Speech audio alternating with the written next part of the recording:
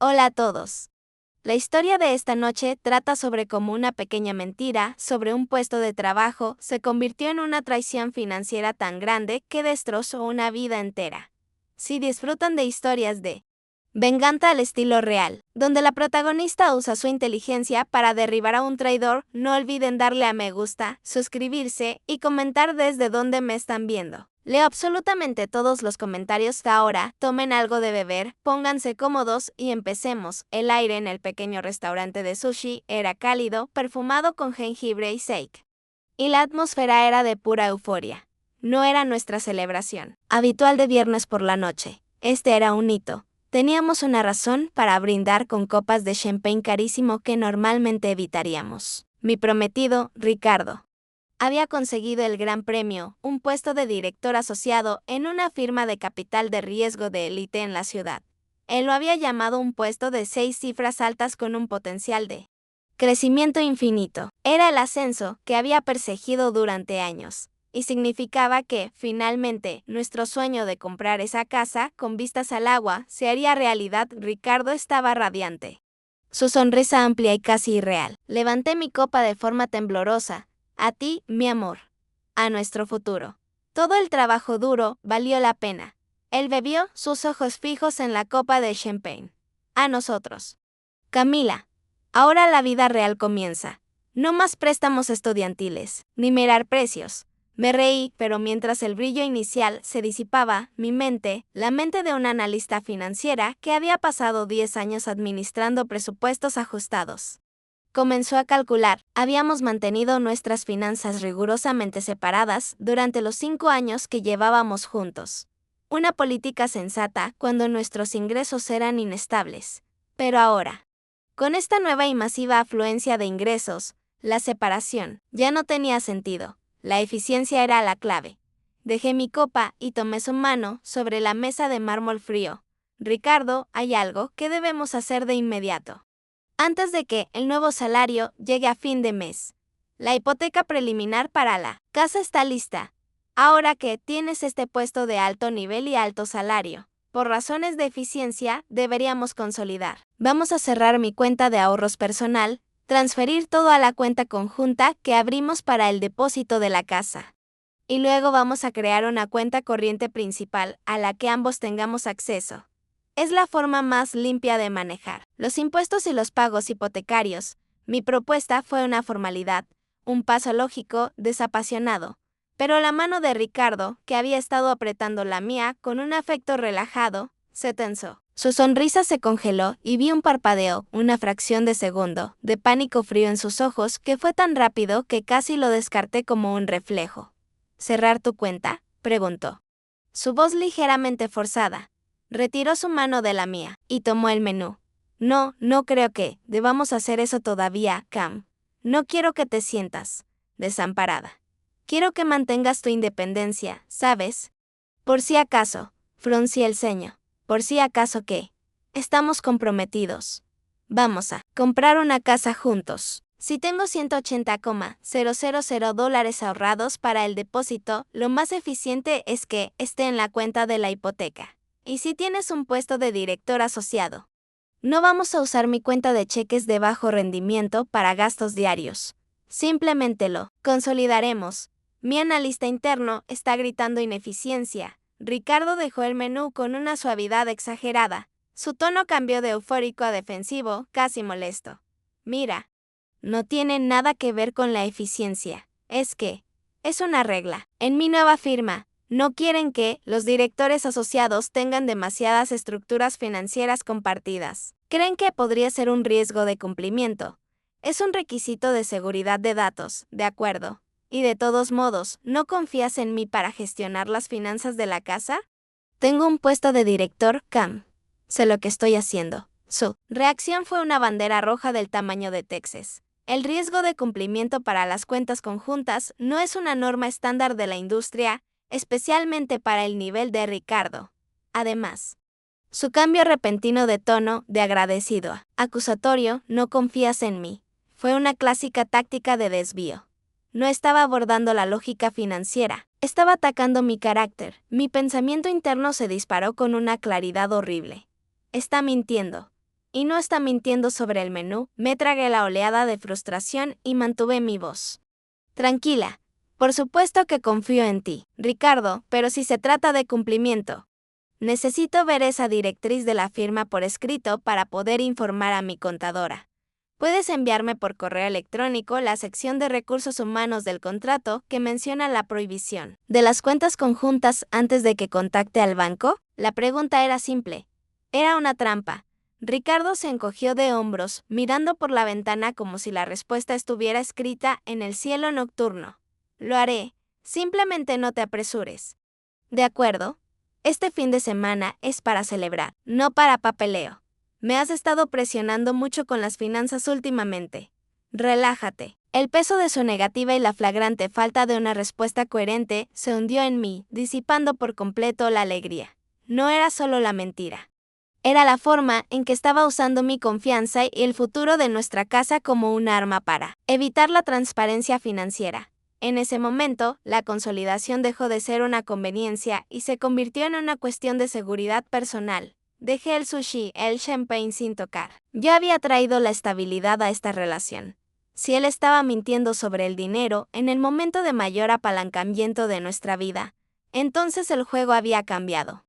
Y yo tenía que recuperar el control antes de que él comprometiera algo más que el depósito de nuestra casa. Pero tenía que ser sutil. No podía acusarlo sin pruebas irrefutables.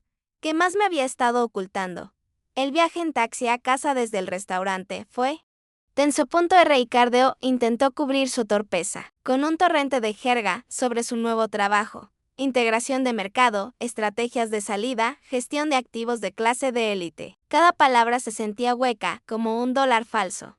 Mi mente, sin embargo, estaba ocupada construyendo un modelo de riesgo. La negativa de Ricardo a consolidar las cuentas, combinada con su reacción defensiva, creó un déficit de confianza, que, como analista financiera, no podía permitirme ignorar. La dinámica de nuestra relación siempre se había basado en una división de roles tácita que ahora se sentía peligrosamente desequilibrada. Yo, Camila Vega, siempre fui el ancla financiera. Mi trabajo en análisis de riesgos me enseñó a ser rigurosa, a vivir por debajo de mis posibilidades y a planificar con años de antelación. Fui yo quien hizo los cálculos, encontró las tasas de interés más bajas y construyó el fondo de emergencia. Ricardo, por otro lado, era el proveedor del prestigio social. Era un encantador, el que hacía networking, el que siempre hablaba de su potencial y su trayectoria. Creía firmemente que el dinero era algo que se gastaba para proyectar éxito, una herramienta de marketing personal, mientras yo ahorraba para nuestro futuro. Él gastaba lo suficiente para mantener una fachada ambiciosa. Yo lo toleraba porque veía su ambición como un activo, creyendo que, eventualmente, su impulso se encontraría con mi prudencia. Nuestro gran objetivo, el sueño de la casa con vistas al agua, era la pieza central de nuestra vida conjunta. Habíamos estado buscando durante 2 años y finalmente habíamos encontrado una propiedad. El plazo clave era en 3 meses, cuando vencía la aprobación final de nuestra hipoteca preliminar. Y debíamos presentar el depósito crucial de $180,000. Ese dinero estaba seguro en mi cuenta de ahorros personal, etiquetado y protegido de forma obsesiva. La idea de que ese dinero pudiera estar en riesgo, gracias a una mentira de Ricardo, me ponía físicamente enferma. Una de las primeras cosas que acordamos, con la misma seriedad con la que escribimos nuestros votos, fue que una vez que cualquiera de nosotros consiguiera ese gran ascenso y todos asumimos que sería Ricardo, consolidaríamos nuestras finanzas. Esto tenía 2 propósitos: eficiencia fiscal, lo que es más importante, transparencia total en la nueva y masiva hipoteca. Su repentina negativa a honrar ese acuerdo, citando un riesgo de cumplimiento inventado, era el sonido de nuestro compromiso rompiéndose esa noche cuando llegamos a nuestro apartamento. La tensión era tan densa que apenas podíamos respirar. Ricardo se dirigió directamente al dormitorio, cerrando la puerta detrás de sí. Yo me quedé en la cocina, sin poder dormir, sintiendo la necesidad de analizar y cuantificar el riesgo. Me senté con mi computadora portátil, no para buscar los requisitos de cumplimiento de su nueva firma, ya sabía que eran una tontería, sino para repasar nuestras finanzas de los últimos 6 meses. Quería encontrar evidencia de que su comportamiento era una simple aversión al riesgo, en lugar de un encubrimiento activo. Pero mi instinto me decía lo contrario. Revisé el único canal financiero que compartíamos, nuestra cuenta corriente conjunta para gastos domésticos. Esta cuenta se utilizaba solo para la renta, los servicios públicos y los comestibles. Cada uno de nosotros contribuía con una cantidad fija. A principios de mes lo que encontré fue sutil. Los depósitos de Ricardo habían sido sistemáticamente, unos días más tarde de lo habitual, en los últimos 3 meses, y en 2 ocasiones se habían realizado a través de múltiples transferencias pequeñas, en lugar de una única transferencia de nómina. Esto no era el comportamiento de alguien que ganaba un salario de 6 cifras altas que se pagaba de forma limpia y puntual. Esto era el patrón de alguien que estaba reuniendo el dinero de múltiples fuentes o transfiriendo desde cuentas secundarias, que no quería que yo viera. Mi pensamiento interno fue agudo y sin emociones. El flujo de caja no miente. El hombre en mi sala de estar sí. La mentira de Ricardo tenía 2 caras, el prestigio y el dinero. ¿Había mentido para conseguir la admiración de la gente? O, peor aún, había mentido para ocultar un problema financiero subyacente que yo no había visto. Decidí que no podía confrontarlo con esto todavía. Necesitaba una prueba irrefutable de la mentira laboral. Una mentira laboral de este calibre, una mentira sobre la seguridad financiera de nuestro futuro, era un acto de traición que no podía pasar por alto. Al día siguiente, tomé una decisión. No le preguntaría más sobre las cuentas conjuntas. En cambio, me concentraría en la prueba de vida. Su nuevo trabajo de director asociado en una gran firma de capital de riesgo implicaba ciertos marcadores obvios. Necesitaba confirmar o negar esos marcadores sin que él se diera cuenta. La primera prueba, el auto de la empresa. El domingo por la mañana era nuestro ritual, un café con leche perezoso y revisar las noticias financieras en el sofá. Pero este domingo, mi concentración no estaba en el S&P 500, estaba en el hombre sentado a mi lado, leyendo tranquilamente un artículo sobre bienes raíces de lujo. Tenía que ser sutil. Mi primera prueba. El coche de empresa me obsesionaba. Un director asociado en una firma de capital de riesgo de élite no conduce un Honda Civic viejo. Tienen que proyectar una imagen. La semana pasada, Ricardo me había dicho, con una sonrisa de suficiencia, que la firma le había asignado un Audi A6 ejecutivo. Un coche perfecto para llevar a clientes potenciales a un almuerzo elegante. Amor, ¿estamos libres hoy?, pregunté, dejando mi taza sobre la mesita. Quería ir a la concesionaria. Quería ver exactamente cuánto podemos obtener por tu Civic en un intercambio. Con tu nuevo salario.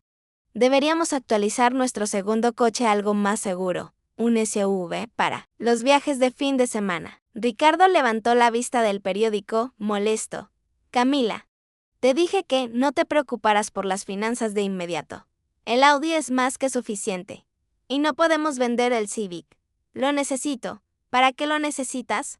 No vas a conducir el Audi todos los días. Es para fines de cumplimiento, dijo, doblando el periódico con una precisión innecesaria. La firma prefiere que los directores asociados mantengan un vehículo personal discreto para viajes de fin de semana, ya sabes, para evitar la tensión innecesaria en la ciudad.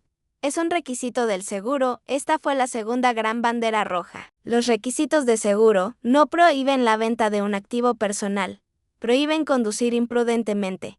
Lo que él describía era el comportamiento de alguien que estaba rentando un coche de empresa, temporalmente para causar una impresión, pero que aún necesitaba desesperadamente su viejo y fiable vehículo para la vida diaria y los costos de gasolina más bajos. Si tuviera un salario de 6 cifras altas, el coste de la gasolina de un Audi sería intrascendente.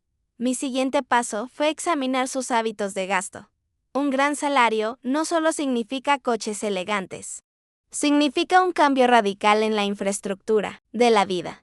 Acciones, impuestos, planificación de herencias. Esperé hasta el lunes por la noche. Ricardo estaba en el gimnasio. Abrí mi portátil y accedí a las cuentas que tenía la autoridad legal para ver. Revisé las deducciones de nómina de su antigua cuenta de cheques que aún usaba para su débito automático de servicios públicos. Una reliquia de nuestra vieja estructura de reparto de costos.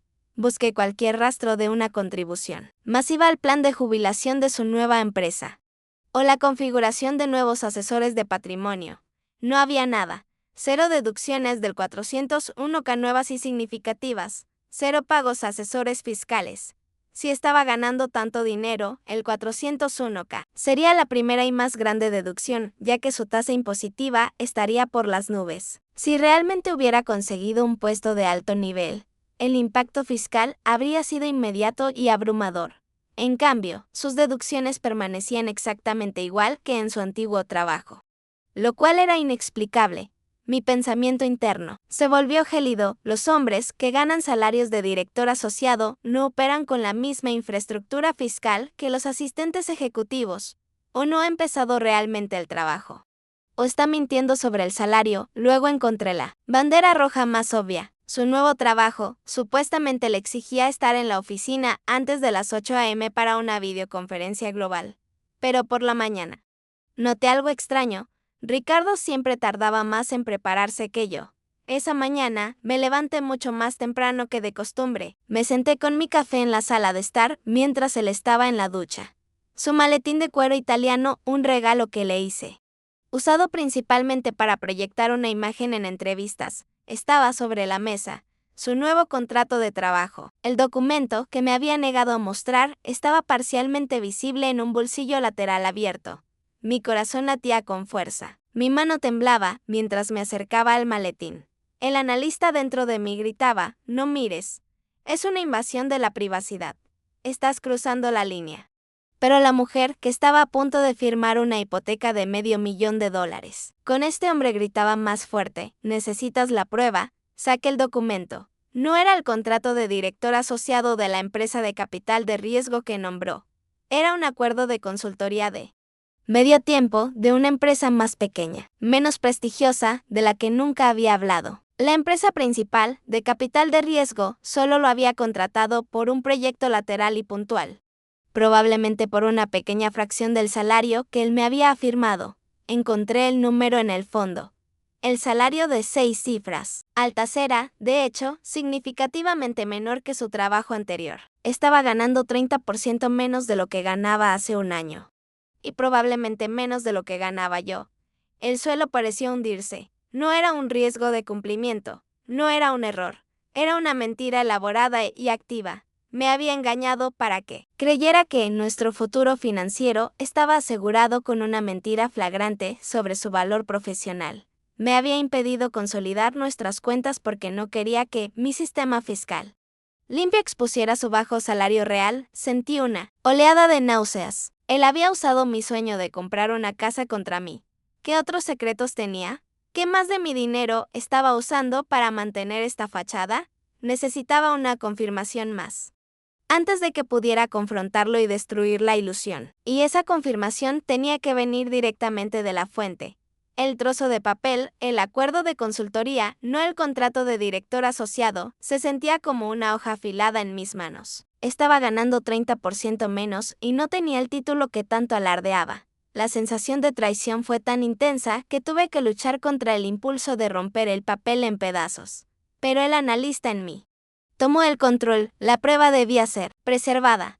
Lo volví a guardar exactamente como lo encontré.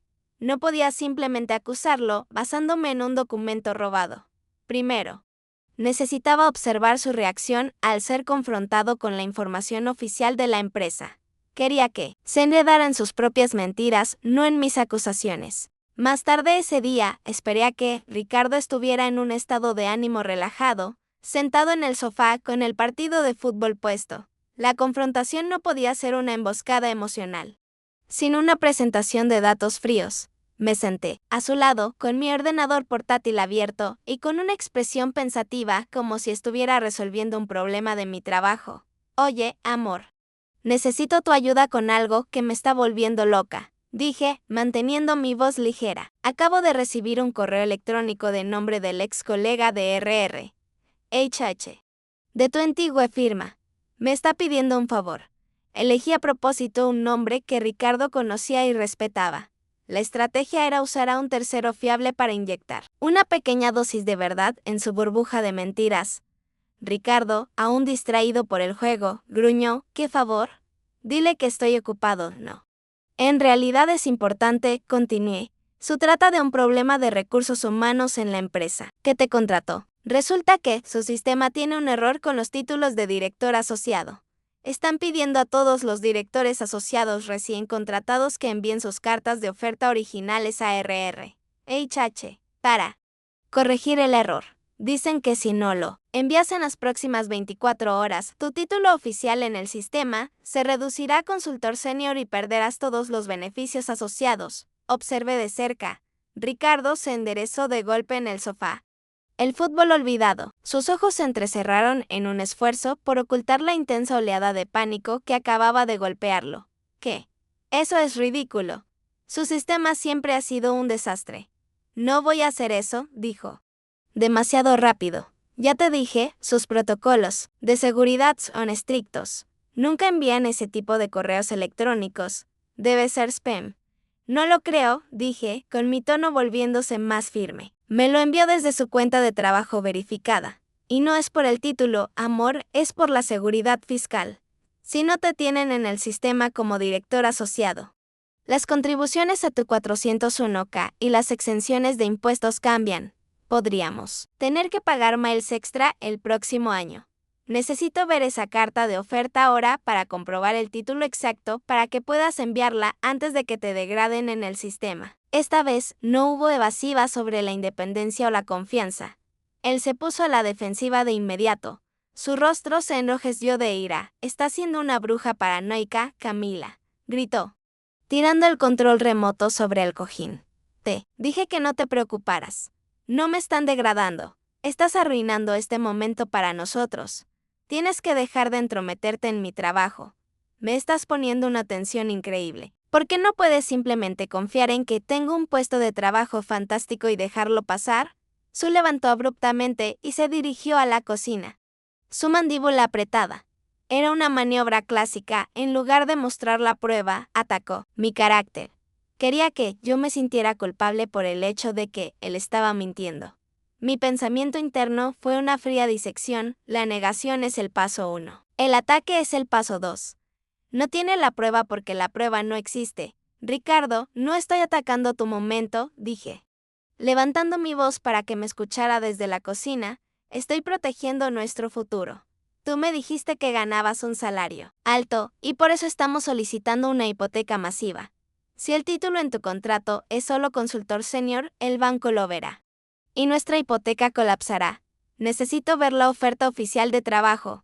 Él se quedó en el umbral de la cocina, las manos apretadas en puños. Si colapsa, es por tu falta de fe. Déjame en paz. Voy a trabajar. Salió del apartamento. La puerta se cerró con un golpe tan violento que hizo vibrar el marco de la ventana. Su reacción fue la confirmación más clara que necesitaba. Él no solo estaba mintiendo, estaba usando nuestra hipoteca y nuestro sueño de la casa como rehenes. Me había manipulado para que sintiera que mi preocupación financiera por la mentira era la verdadera amenaza para nuestra relación. En ese momento, mi duda se convirtió en una certeza de acero. No me había negado a consolidar por cumplimiento. Me había negado porque no quería que yo descubriera su verdadero y mucho menor salario. Y porque necesitaba que mi dinero estuviera separado, disponible para lo que sea que estuviera haciendo con la diferencia de su supuesto salario. El engaño era profundo. Mi siguiente paso no podía ser una confrontación, sino una investigación silenciosa e implacable. Tenía que descubrir la verdadera yende oculta detrás de la mentira del trabajo. La furia que Ricardo había exhibido al salir del apartamento no me hizo sentir herida, me hizo sentir peligrosa. Su ataque no fue la reacción de un hombre bajo presión, fue la defensa de un hombre atrapado. Me había llamado paranoica y bruja para invalidar mi instinto financiero. Un instinto que él sabía que era impecable. Al hacerlo, había cruzado la línea. Ya no se trataba de una falta de comunicación, sino de una traición activa que ponía en peligro nuestro futuro financiero. Esa noche, no pude dormir. Estaba sentada en la oscuridad con mi portátil abierto, mirando el contrato de consultoría de bajo salario que había sacado de su maletín. El punto de inflexión no fue descubrir la mentira, sino darme cuenta de que Ricardo me había estado utilizando como un activo de estabilidad financiera para ocultar su propia inestabilidad. Nuestra relación, que yo creía basada en la asociación, era en realidad un fraude de valores proyectados. tomé la decisión de que la confianza se había roto irrevocablemente. Tenía que ir directamente a la fuente para obtener la prueba definitiva del engaño. Necesitaba hablar con un contacto dentro de la supuesta firma de capital de riesgo de élite que él había nombrado. Mi mejor contacto era Elena, una ex colega de mi antiguo puesto de analista que se había mudado a recursos humanos en esa firma hacía unos meses. Era una persona de negocios seria que se adhería estrictamente a los protocolos de confidencialidad, lo que significaba que no me daría una respuesta directa, tendría que ser sutil. A la mañana siguiente preparé el escenario. Le envié un correo electrónico a Elena desde mi cuenta personal, manteniendo el tono profesional e inofensivo. Hola, Elena. Espero que todo vaya bien. Te escribo porque mi prometido, Ricardo, mencionó que consiguió el puesto de director asociado en nombre de la firma. Felicidades. Es un gran ascenso. Rápidamente. ¿Podrías confirmar un protocolo interno para mí? Estamos consolidando nuestras cuentas para nuestra hipoteca. ¿Es cierto que la política de la empresa prohíbe las cuentas conjuntas a ese nivel por riesgo de cumplimiento? Necesito decírselo a nuestro corredor hipotecario. Era una pregunta indirecta y basada en la lógica. Si Ricardo estuviera realmente en ese puesto, Elena respondería con una simple refutación profesional. No, Camila, esa no es nuestra política. La mayoría de los directores tienen cuentas conjuntas. Sería una confirmación indirecta de que él era un director asociado, pero su excusa era falsa. Esperé ansiosamente, mi estómago revuelto con una mezcla de anticipación y miedo. La respuesta de Elena llegó 3 horas después y se sintió como una puñalada. El cuerpo de su correo electrónico era conciso y profesional, pero su mensaje era demoledor. Decía: hola Camila, gracias por la felicitación. Pero creo que hay un malentendido. No tenemos a nadie con el nombre de Ricardo en el nivel de director asociado. Tenemos varios consultores senior nuevos, pero ningún director asociado. Y, en cuanto a tu pregunta, no hay ninguna política de cumplimiento que prohíba las cuentas conjuntas para ningún rol. La confirmación golpeó con la fuerza de un martillo. No es que su excusa fuera falsa. Es que toda la premisa era falsa. Él no era un director asociado. Ni siquiera estaba en la lista de empleados en ese nivel. Él había mentido sobre su trabajo, su título y su salario. La mentira era total. Mi pensamiento interno se estabilizó. Él me ha forzado la mano. Esta no es una crisis de relación, es un fraude en nuestra asociación financiera. Tengo que actuar como la analista de riesgos que soy. En ese momento, la confianza se rompió por completo. Sin posibilidad de reparación, la mujer enamorada fue silenciada por la analista traicionada. Mi prioridad cambió de salvar la relación a proteger mi capital. El depósito de la casa de $180,000 en mi cuenta de ahorros era ahora un objetivo en su juego de engaño. Sabía que, si él era capaz de mentir sobre su trabajo para justificar la separación de las finanzas, era capaz de mentir sobre cualquier cosa para obtener acceso a mi dinero. La negación de la consolidación no era para protegerme, era para evitar la transferencia de mis fondos a una cuenta conjunta totalmente transparente. Mi siguiente paso tenía que ser silencioso, rápido y no revelador.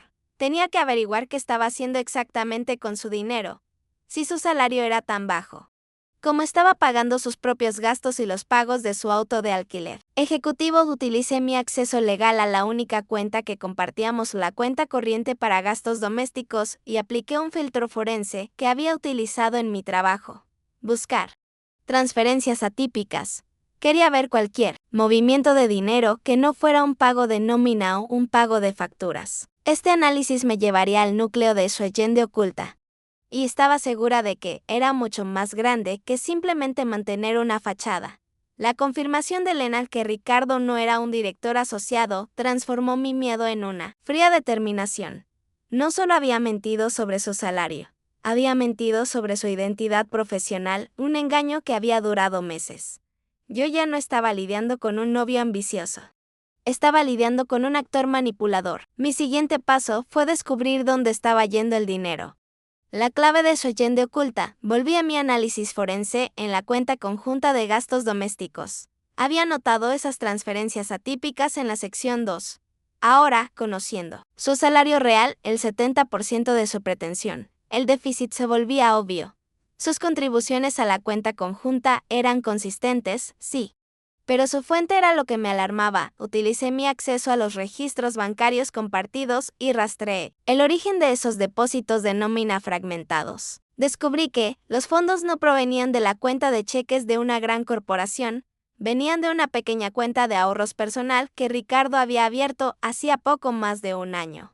Una cuenta que nunca había mencionado. Esto significaba que, durante meses, Ricardo había estado subsidizando su vida con una cuenta de reserva secreta en lugar de con su sueldo real. Y si su nuevo salario era tan bajo como estaba reponiendo ese colchón de efectivo que estaba usando para el subsidio, el efectivo tenía que venir de alguna parte, o, lo que era peor, había estado acumulando deuda o, de alguna manera, desviando fondos de nuestros objetivos conjuntos. Rastreé los retiros de esa cuenta de ahorro secreta, centrándome en cualquier transferencia que excediera los pagos normales de renta o servicios. Encontré una serie de retiros significativos que sumaban aproximadamente $45,000 en los últimos 9 meses. Estos no eran pagos de facturas. Eran retiros de efectivo o transferencias a una cuenta bancaria comercial con un nombre muy específico: R. Vega Centina Veychans LLC. R. Vega eran las iniciales de Ricardo Vega. El nombre sonaba como un proyecto empresarial. Mi corazón se aceleró, no por rabia, sino por la comprensión de la escala de su autoengaño. Rápidamente busqué el registro estatal de LLC. Allí estaba, R. Vega Centina Veychans, registrada hace casi un año, con el propósito declarado de invertir en tecnología emergente. Mi pensamiento interno se estabilizó. Él no estaba mintiendo para protegerme, estaba mintiendo para financiar su propia fantasía fallida con nuestro futuro. Ricardo no había conseguido el puesto de director asociado porque era un mentiroso incompetente. Había mentido sobre el puesto de trabajo porque había desviado su enfoque, su tiempo y, lo que es más importante, nuestro dinero de reserva para un proyecto empresarial de prestigio personal que estaba fracasando miserablemente. El bajo salario de consultoría era probablemente el único trabajo real que había podido encontrar para mantener a flote la LLC. Revisé los patrones de retiro. Los retiros más grandes de los $45,000 habían ocurrido en momentos críticos, justo cuando se debía un pago significativo de capital para la LLC o justo antes de una fecha límite de presentación de proyectos que él había mencionado vagamente. Ricardo había tomado el dinero que estaba destinado a ser nuestro fondo de emergencia, el capital que yo había ganado y ahorrado, y lo había canalizado silenciosamente hacia su propia LLC. Los $45,000 no eran la totalidad de mi dinero, pero era una cantidad sustancial de nuestros ahorros conjuntos para el depósito de la casa, y él lo había estado robando esencialmente para financiar un proyecto en solitario que estaba fallando. La mentira sobre el puesto de trabajo de alto nivel tenía una doble función. Primero, evitar que yo cuestionara su falta de contribución financiera y, segundo, justificar por qué estaba demasiado ocupado con su supuesto trabajo de élite para discutir la consolidación. La realización fue dolorosa. Yo me había sacrificado por nuestro objetivo de la casa, mientras él estaba jugando a ser capitalista de riesgo con nuestros ahorros. Había permitido que mi mente se concentrara en el concepto de director asociado como nuestro salvavidas financiero, cuando en realidad la mentira solo estaba diseñada para distraerme del verdadero agujero financiero que estaba abriendo. Ahora tenía la leyenda oculta. Ricardo no era solo un hombre que mentía sobre su título. Era un hombre que robaba nuestro capital para financiar su ego. Su proyecto, R. Vega Centina Veychans, no era nuestro proyecto. Era su plan B, financiado en secreto por mis ahorros y el déficit de su salario. La gran pregunta que quedaba ahora no era si exponerlo, sino cómo asegurar el depósito restante de $180,000 en mi cuenta antes de que él encontrara una manera de desviar ese dinero también. Él sabía que el dinero estaba ahí, y su desesperación era obvia. La próxima confrontación no podía ser sobre mentiras emocionales. Tenía que ser una reorganización financiera total y unilateral. El análisis de los $45,000 desviados hacia RB, a Centina Veychans LLC, fue la prueba irrefutable. Pero también me reveló una verdad más oscura. La traición de Ricardo no era por necesidad, era por arrogancia. Estaba tan convencido de su genio empresarial que creyó tener derecho a nuestros ahorros, usándolos como capital de riesgo personal, sin mi conocimiento ni consentimiento. La traición se profundizó al darme cuenta de que el riesgo no era solo financiero, era legal. Si su LLC estaba fallando, lo cual parecía, dado que usaba sus salarios de consultoría para apuntalarla. Los acreedores o inversores podrían buscar su capital personal. Y aunque mi cuenta de ahorros estaba separada, si la casa se compraba con su nombre en la hipoteca, yo quedaba expuesta a su ruina financiera. Él estaba construyendo un castillo de naipes con mi dinero y mi estabilidad como base. Me enfoqué en la única cuenta que aún compartíamos legalmente, la cuenta de gastos domésticos. Ya no estaba preocupada por los 45,000 perdidos, estaba preocupada por los futuros desvíos. Decidí que mi primer movimiento tenía que ser aislar completamente mi capital restante y cortar su acceso al mío. Esperé hasta la noche, después de que Ricardo regresara de su falso trabajo de director asociado y estuviera profundamente absorto en su computadora. Sin duda jugando con los números de RV Ascent Innovations. Me senté en la mesa de la cocina y abrí la documentación de mi cuenta de ahorros personal. Me pregunté qué pasaría si Ricardo intentara hacer una transferencia sin mi conocimiento, aunque mi cuenta requería mi firma para retiros masivos. Un traspaso electrónico o una transferencia a una cuenta conjunta existente a veces podía eludir los protocolos de seguridad. Inmediatamente llamé a mi banco y en una conversación tranquila y sin emociones, instruí a mi representante personal que cambiara el estado de mi cuenta de ahorros a solo retiros en persona con verificación de identificación biométrica. Esto aseguraba que ni siquiera un intento de transferencia electrónica, autorizado por la confusión o un error administrativo, pudiera mover el dinero sin mi presencia física. Este fue un movimiento de defensa pura, pero fue doloroso.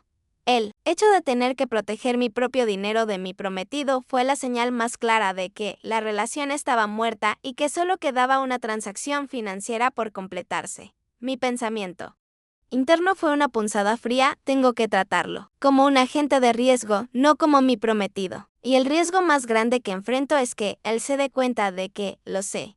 Al día siguiente, la traición tomó un giro más personal. Un viejo amigo, Martín, me llamó, sonando emocionado. Oye, Camila. Ricardo me habló de tu nuevo puesto, en firma de capital de riesgo. Director asociado. Es increíble.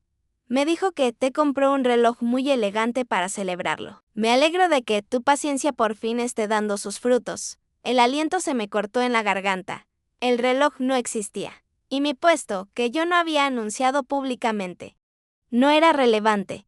Ricardo había utilizado mi nombre y mi supuesta ascensión para legitimar su propia mentira y para reforzar su fachada ante su círculo social. Había arrastrado mi reputación, mi profesionalidad y mi buen nombre a su engaño. Se había jactado de su generosidad del reloj inventado, mientras me robaba dinero en secreto. La conversación con Martín se sintió como una humillación silenciosa y privada.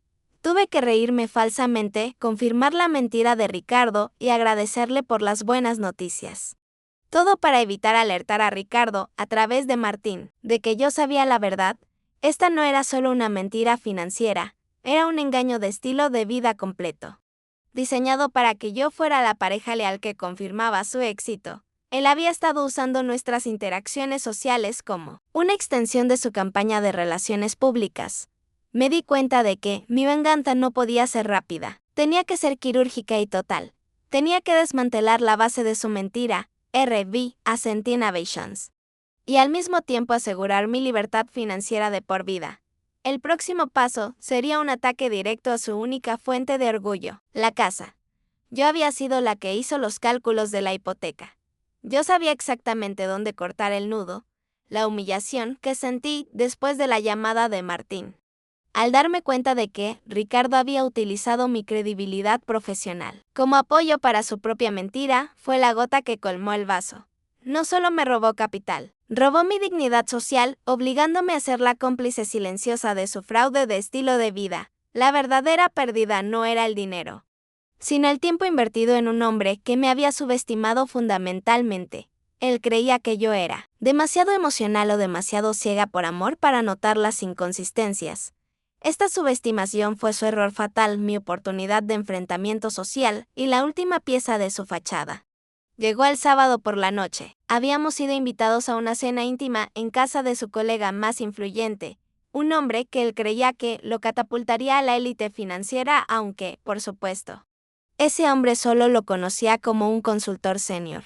Ricardo se había preparado meticulosamente, luciendo su traje más caro y ensayando anécdotas sobre su supuesto trabajo de director asociado. Mi tarea esa noche era doble: preservar mi fachada para no alertarlo y evaluar su nivel de comodidad en la mentira pública. La cena transcurrió como Ricardo había planeado. Mucha charla de prestigio, vino caro y alardes sutiles. Yo me quedé callada, observando. Ricardo se sentó en la cabecera de la mesa, el centro de atención. En un momento, el anfitrión, un hombre llamado Jorge, levantó su copa a Ricardo. Es una inspiración, dijo Jorge, de un puesto de nivel medio a director asociado en una firma de capital de riesgo de élite. Todo en un año, y con una hermosa prometida que maneja las finanzas como una experta. Ricardo se sonrojó con falso orgullo. Gracias, Jorge. Camila es la razón por la que tenemos la disciplina financiera para hacer estos movimientos. La humillación me golpeó con una fuerza casi física. Él me estaba elogiando por mi disciplina para justificar el robo de esa misma disciplina, pero en lugar de reaccionar emocionalmente, mi mente se centró en la táctica. Él estaba utilizando el mito de mi destreza financiera para explicar por qué podía permitirse ese estilo de vida, sin que nadie cuestionara la fuente del dinero. Tuve que participar. Forcé una sonrisa y levanté mi copa. Ricardo tiene una visión increíble. Yo solo manejo el riesgo. Fue un comentario inofensivo que solo un analista entendería. Pero Ricardo me miró con una ceja levantada, una mirada que decía, no te salgas del guión. Su reacción me confirmó que yo era solo un accesorio para su historia, no una socia. Luego, la conversación se centró en la casa. Ricardo, con la confianza que solo un mentiroso convincente puede proyectar, comenzó a describir nuestra futura propiedad. El depósito está asegurado. De hecho, mi bono inicial de director asociado lo cubrió casi por completo. Esa fue la última y más cruel mentira. Mi depósito de $180,000 en mi cuenta personal era el capital que él estaba intentando desesperadamente conseguir. Él estaba mintiendo descaradamente sobre la fuente de los fondos, implicando que mi dinero no era lo suficientemente importante para financiar su éxito. Mi pensamiento interno se volvió frío como el hielo. Acabas de reclamar mi trabajo como tuyo. Mañana verás lo que es la verdadera propiedad. Cuando regresamos a casa, la furia de mi humillación pública se había asentado en una fría y peligrosa calma. No le dije una palabra. Simplemente me preparé para la acción. La casa, nuestro supuesto sueño conjunto, era el único apalancamiento que me quedaba. Yo había preparado todos los documentos para la hipoteca, incluidos los requisitos de seguro y los acuerdos de garantía. Sabía que la casa estaba asegurada por el depósito inicial de $180,000, pero también estaba vinculada a una cláusula de transferencia de fondos que requería mi firma y mi transferencia bancaria dentro de la semana siguiente. La pérdida que sentí esa noche, la de mi sueño y mi respeto propio, me impulsó un plan de acción radical. Si él quería la fachada de una vida financiera exitosa, yo se la quitaría pieza por pieza, comenzando con la base legal de su éxito, que resultó ser mi dinero. La noche después de la cena fue el punto más bajo. Ricardo durmió tranquilamente, agotado por su actuación pública, pero yo me quedé despierta, mi mente, la mente del analista de riesgos, despojada de emociones. El engaño no era sobre el amor, era sobre el capital. Mi momento de claridad llegó a las 3 a.m. mientras observaba la luz roja parpadeante de mi router de internet. Me di cuenta de que mi error no fue confiar en Ricardo como hombre, sino confiar en él como socio financiero. Él operaba bajo la ilusión de prestigio, yo bajo la realidad de los números. Mi venganza no podía ser un simple abandono o una confrontación con pruebas emocionales. Tenía que ser quirúrgica, legal e irreversible. Me di cuenta de que, como analista financiera, yo era la única persona que entendía el ecosistema financiero que habíamos construido. Ricardo solo veía la superficie, títulos elegantes y grandes sumas. Yo conocía la infraestructura subyacente, los puntos de apalancamiento, las fechas límite de transferencia y los requisitos de cumplimiento. Su mayor error fue creer que, al mentir sobre su salario y su título, estaba protegiendo su dinero de mí. en realidad, al mentir y negarse a consolidar. Me había dado la justificación perfecta para actuar de forma unilateral y defensiva, utilizando mi conocimiento para asegurarme de que él nunca pudiera tocar mi capital. Mi pensamiento interno se volvió un lema frío: la venganza no es emocional, es una reasignación de activos para corregir un fraude. Decidí que no solo aseguraría mis $180,000. Aseguraría mi futuro completo, ya no me importaba la hipoteca o la casa con vistas al agua. Esos eran sus sueños, teñidos de mentiras. Mi sueño ahora era la libertad financiera total de él. Mi plan se centró en 3 acciones inmediatas, todas perfectamente legales. 1. Aislar el capital. Mi cuenta de ahorros ya estaba protegida con biometría, pero tenía que asegurar la única cuenta que aún nos vinculaba, la cuenta conjunta de gastos domésticos. No podía cerrarla unilateralmente sin alertarlo, pero podía vaciar las dos. Apalancamiento de la hipoteca. La hipoteca preliminar tenía una cláusula de penalización si el depósito no se transfería a tiempo. Yo era la titular principal de la cuenta del depósito. Usaría el fracaso inminente de la hipoteca como la prueba final de su mentira. 3. Ataque a la LLC. Yo conocía el nombre de su empresa: Eredvigas Innovations. Usaría mi red profesional para obtener la información necesaria para exponer la inestabilidad de su empresa a nivel de cumplimiento legal. Forzando un cierre o una investigación, mi primer movimiento fue ejecutado a la mañana siguiente. Ricardo se había ido a su falso trabajo de director asociado. Accedí a la cuenta de gastos conjuntos. Los saldos eran bajos, diseñados solo para cubrir la renta y las facturas de ese mes. Hice una transferencia electrónica inmediata del saldo restante, alrededor de $2,500, a mi cuenta personal. En el campo de la nota, escribí: reembolso por sobrepago de servicios públicos del T2 de 2024. Una excusa profesional y plausible, si alguna vez preguntaba. Pero el efecto era total, la cuenta estaba ahora en cero. Si él intentaba hacer un pago, rebotaría. El segundo movimiento se centró en la casa. El corredor hipotecario me había llamado ese mismo día pidiendo la confirmación de la transferencia del depósito de $180,000. Si yo no actuaba, la hipoteca colapsaría en 48 horas. Lo que me daría una poderosa justificación para mi confrontación. Respondí al corredor con profesionalidad fría: hemos encontrado una discrepancia significativa en los ingresos declarados en la solicitud. Hemos detenido la transferencia del depósito. Adjuntó una carta de mi asesor legal. El acuerdo hipotecario ha terminado. Con un solo correo electrónico puse fin a nuestro sueño de la casa, pero al mismo tiempo desmantelé el apalancamiento que Ricardo tenía sobre mí. La pérdida de la casa fue dolorosa, pero la ganancia de la libertad fue inestimable ahora. Solo quedaba una pieza por colocar: la exposición total de su mentira, atada a la aniquilación financiera de su pequeño proyecto personal, con la hipoteca cancelada y la cuenta conjunta vaciada. Había neutralizado las amenazas inmediatas. Ricardo estaba ahora viviendo en una realidad financiera ficticia, creyendo que su dinero, que en realidad estaba agotado y desviado, era su única preocupación. Yo, mientras tanto, tenía todo mi capital seguro y mi mente libre para la siguiente fase: desmantelar su fachada y garantizar que la verdad fuera irreversible.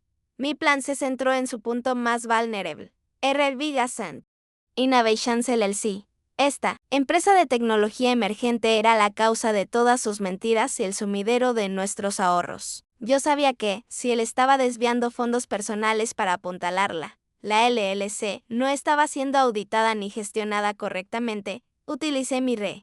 Contacté a una ex colega de mi antigua firma, una especialista en cumplimiento corporativo y regulaciones de pequeñas empresas SS, a quien le presenté el caso como un ejemplo hipotético para un trabajo de freelance. Le pregunté qué pasaría si una LLC, financiada con capital de riesgo personal, no revelaba el origen de esos fondos en sus presentaciones de capital, especialmente si los fondos estaban commingling con ahorros personales no declarados. La respuesta de mi colega fue clara y aterradora para Ricardo: cualquier LLC que reciba inversión o capital y no mantenga una estricta separación de los fondos personales está incurriendo en una violación de cumplimiento y exposición de responsabilidad ilimitada. Si se descubría que Ricardo usó dinero de nuestro fondo hipotecario para su LLC, Él podía ser legalmente responsable por todas las deudas de la LLC. Y la propia empresa podría ser marcada para una investigación por fraude menor. Esto me dio la munición perfecta. No necesitaba hundir su empresa. Necesitaba crear una situación que obligara a la empresa a hundirse sola a nivel legal y regulatorio. Exponiendo su fraude, mi pensamiento interno se estabilizó en una fría resolución. Su ego no le permitirá admitir el fracaso. Yo solo necesito crear la ilusión de una auditoría inminente. Mi siguiente movimiento fue un ataque sigiloso diseñado para inyectar una duda fatal sobre la LLC. Busqué en línea los datos de contacto del agente registrado de R. Ascent Innovations, LLC, un requisito de presentación pública, y de los pocos socios e inversores que Ricardo había reclutado en su círculo más amplio. Personas que probablemente no conocían el origen turbio del capital inicial, y envié un correo electrónico, anónimo y no rastreable, utilizando una VPN y una cuenta desechable a estas partes. La línea de asunto fue concisa, urgente: revisión de commingling de fondos en Ascent Innovations LLC. El cuerpo del mensaje era puramente jerga de cumplimiento. Se ha identificado un riesgo regulatorio en la reciente presentación del formulario de DRV a Ascent Innovations relacionado con la falta de documentación de la fuente de capital inicial fondos personales commingling. Se recomienda encarecidamente una revisión forense interna inmediata para evitar una auditoría de cumplimiento más amplia. La responsabilidad del director no está limitada. El correo electrónico no era una amenaza. Era una bomba de miedo regulatorio. Estaba diseñado para hacer que los pocos inversores y socios de Ricardo, que valoraban la transparencia legal, se asustaran lo suficiente como para exigirle una revisión interna inmediata. Si había algo que Ricardo temía más que a mí, era el escrutinio de sus pares y la exposición de que no podía mantener sus finanzas limpias. La auditoría interna expondría instantáneamente los $45,000 desviados de nuestros ahorros, mientras esperaba la reacción a la bomba de cumplimiento. Mi última jugada fue a nivel personal. Ricardo había notado que la cuenta conjunta estaba vacía y la hipoteca se había estancado. Su reacción fue predecible. Me gritó por teléfono, acusándome de sabotaje y de comportamiento inestable. La hipoteca colapsó, Camila. Mi corredor me llamó. ¿Qué demonios le dijiste sobre la discrepancia de ingresos? Estás arruinando mi reputación. Su voz era un gruñido furioso. No arruiné tu reputación, Ricardo, dije con calma. La protegí de tu fraude. El corredor hipotecario tenía que confirmar tu puesto de director asociado y tu salario para la aprobación final. Yo estaba obligada legalmente a informarles de que tus credenciales eran falsas. Si no lo hacía, ambos habríamos sido acusados de fraude hipotecario. Hice una pausa, la verdad golpeándolo con la fuerza de un golpe financiero. En cuanto a la cuenta conjunta. Es un reembolso por el capital que me has robado para financiar tu fallida LLC, RV Ascent Innovations. El reembolso por los $45,000 desviados está en camino. Colgué, sin darle tiempo para responder. Había terminado. Ricardo no solo se enfrentaba a la pérdida de su fachada. Se enfrentaba a una auditoría interna en su empresa y la exposición legal de su fraude. Todo lo que había construido sobre mentiras se estaba desmoronando y él ya no tenía acceso a mi capital para intentar reconstruirlo. El momento de la justicia estaba en marcha. La llamada con Ricardo, donde pronuncié con calma el nombre de RV Ascent Innovations y el número de $45,000, fue el clímax emocional. No había gritos. Solo la entrega de datos, y esa fue la forma más devastadora de justicia para un hombre que basaba su valor en el control de la información. Colgué, sabiendo que acababa de disparar la bala financiera. Ahora, la fase de venganza se convertía en una revelación pública y un castigo inevitable. Yo no tenía que hacer nada más. La presión del pánico y el ego de Ricardo se encargarían. Del resto, mi predicción se cumplió antes del mediodía. Ricardo, incapaz de lidiar con una amenaza anónima que utilizaba una jerga regulatoria precisa, había intentado convocar una reunión de emergencia con sus dos socios minoritarios. NRV Ascent Innovations. Uno de esos socios, un inversor ángel menor llamado David, estaba en mi círculo social más amplio. Me llamó, con la voz temblando por el pánico profesional. Camila, ¿qué diablos le pasa a Ricardo? Está histérico. Recibimos un correo electrónico anónimo muy específico sobre el conmingaling de fondos. Dijo que alguien está auditando la fuente del capital semilla inicial. Es cierto que el capital inicial provino de una cuenta conjunta de hipoteca que tú compartías. Él dice que el correo electrónico es una mentira, pero está pidiendo prestado dinero para limpiarlas cuentas. David, le dije, manteniendo un tono de tristeza controlada y profesionalismo. No puedo discutir mi situación personal, pero lo que puedo decirte es esto: el depósito de nuestra casa. El capital que yo gané con mi trabajo en análisis de riesgos ya no está disponible para ninguna inversión externa. La hipoteca colapsó hoy porque la información de ingresos en nuestra solicitud era fundamentalmente inexacta. No tuve que mencionar los $45,000 desviados. David, como inversor, entendió las implicaciones de inmediato. Si Ricardo había utilizado fondos hipotecarios garantizados o ahorros conjuntos para financiar su empresa sin declararlo, la responsabilidad legal de la LLC pasaba de ser limitada a ilimitada. El fraude no solo afectaba a Ricardo, sino a todos los socios que confiaron en su palabra. Mi pensamiento interno fue una fría satisfacción. La verdad no necesita un fiscal, solo necesita un conducto creíble. Le dije a David que buscara un asesor legal inmediatamente para proteger su propia inversión y colgué. Sabía que David, al igual que los otros socios, le exigiría a Ricardo que revelara el libro mayor. La revelación pública, el gran final, llegó esa misma tarde. Nuestro círculo de amigos y colegas a menudo se reunía en un bar de vinos elegante y de moda los viernes por la noche, y este viernes no fue la excepción. Ricardo, en un intento desesperado por proyectar normalidad y sofocar los rumores de la cancelación de la hipoteca, había insistido en ir. Entré al bar 20 minutos después que él. Estaba en una mesa central, su Audi alquilado estratégicamente aparcado cerca. Pero su postura era rígida.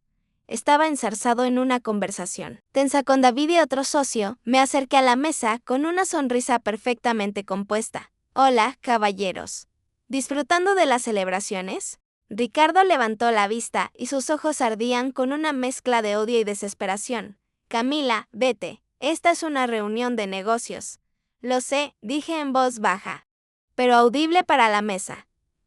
Creo que el negocio acaba de llegar a una conclusión. Me volví hacia David. David, solo quería que supieras que, para simplificar las cosas en el futuro, acabo de informar a mi antiguo empleador y al banco que, a partir de hoy, he retirado oficialmente mi garantía financiera de cualquier empresa o proyecto asociado con Ricardo. Todos mis ahorros, todos mis activos y mi capital de trabajo ahora están protegidos en cuentas separadas e inaccesibles.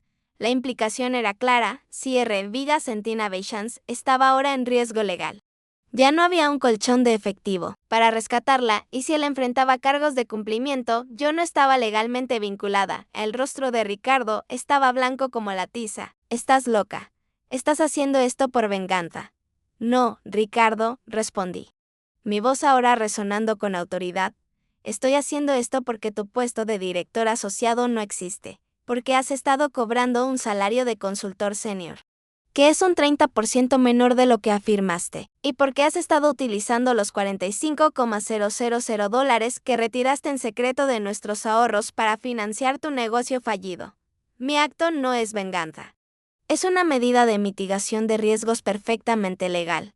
Mi analista de riesgos me obligó a actuar para evitar el fraude hipotecario y la responsabilidad legal ilimitada en tu LLC. La revelación pública fue más efectiva que cualquier grito. El silencio en la mesa fue ensordecedor.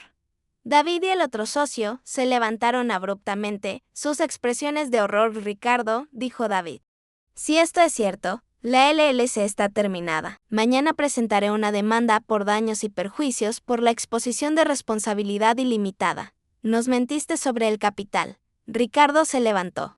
Su mano temblaba mientras intentaba alcanzar mi brazo. Camila, espera, te lo explicaré. Dame un día, me aparté de él. No hay nada que explicar, Ricardo. Ya hiciste los cálculos. Te negaste a consolidar porque no querías que yo viera la verdad.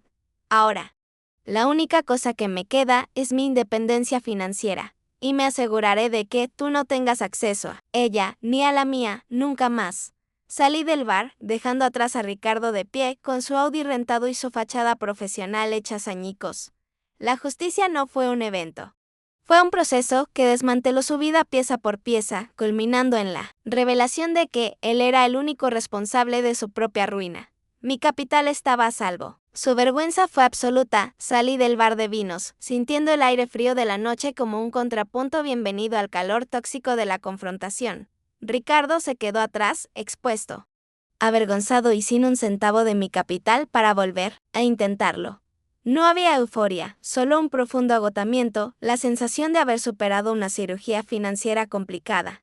Llegué a casa y el apartamento, que había sido el escenario de su prolongado fraude, se sentía diferente. Saqué mi computadora y con un simple toque, cambié las contraseñas de todas nuestras cuentas domésticas compartidas y eliminé su acceso a los servicios de streaming y a la red de Wi-Fi. Movimientos pequeños y triviales, pero simbólicos. Le estaba quitando toda la infraestructura que yo había construido y mantenido. El cierre emocional no fue inmediato. Necesité una semana de silencio absoluto. Ricardo intentó llamarme más de 50 veces y me envió correos electrónicos frenéticos, prometiendo explicarlo todo y reembolsar cada centavo. Me negué a responder. Sus mensajes ya no eran de amor, eran de desesperación financiera. Él no me echaba de menos, echaba de menos mi estabilidad. Finalmente, una mañana, recibí una carta de sus abogados.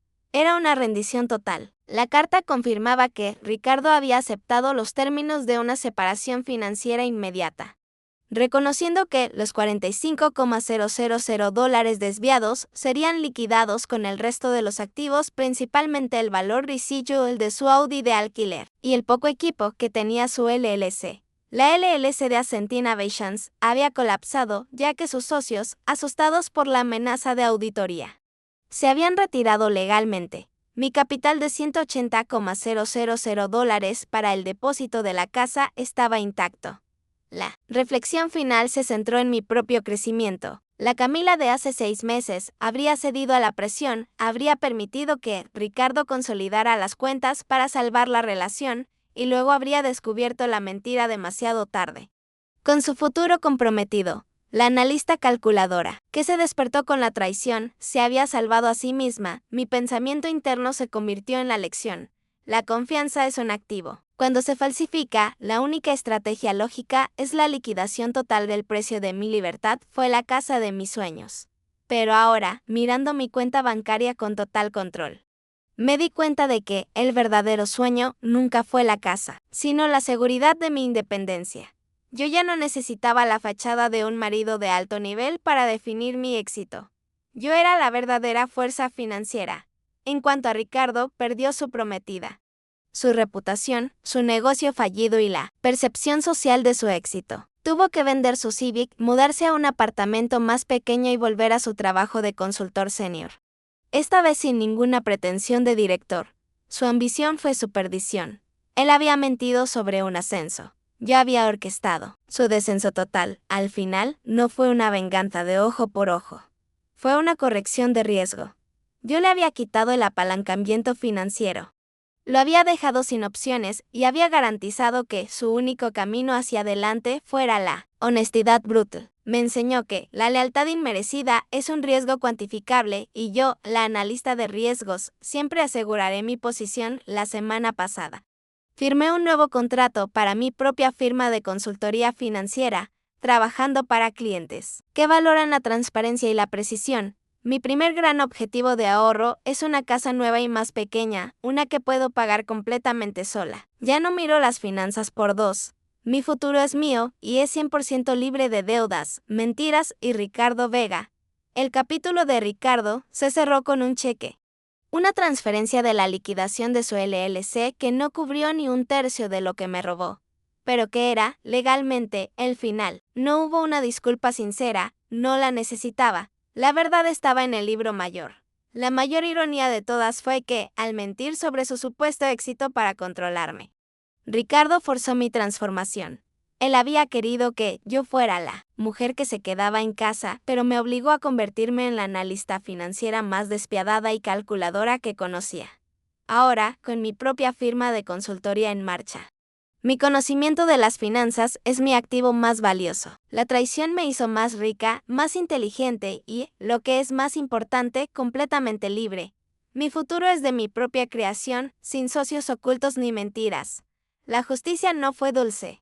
Fuera el punto y end of story. Ya estás Servet. ¿Qué? Viaje tan intenso.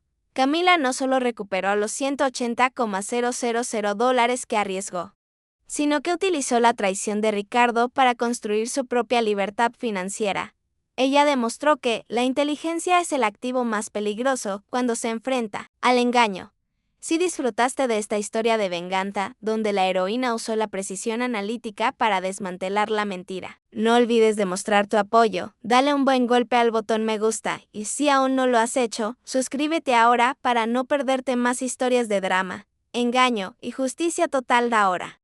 La gran pregunta, Camila destruyó su sueño de la casa, con vistas al agua para salvarse a sí misma. ¿Crees que hizo lo correcto al sacrificar su relación y ese sueño por la seguridad financiera total? ¿O debería haberle dado una segunda oportunidad a Ricardo? Quiero saber tu opinión. Comenta tu análisis a continuación. Leo cada uno de sus comentarios. ¿Y si conoces a alguien que necesita un recordatorio de que las apariencias engañan? Sé un héroe, comparte este video con ellos. Te garantizo que te lo agradecerán más tarde. No olvides tocar la campana de notificaciones. Hasta la próxima, mantente a salvo y nunca dejes que nadie subestime tu inteligencia.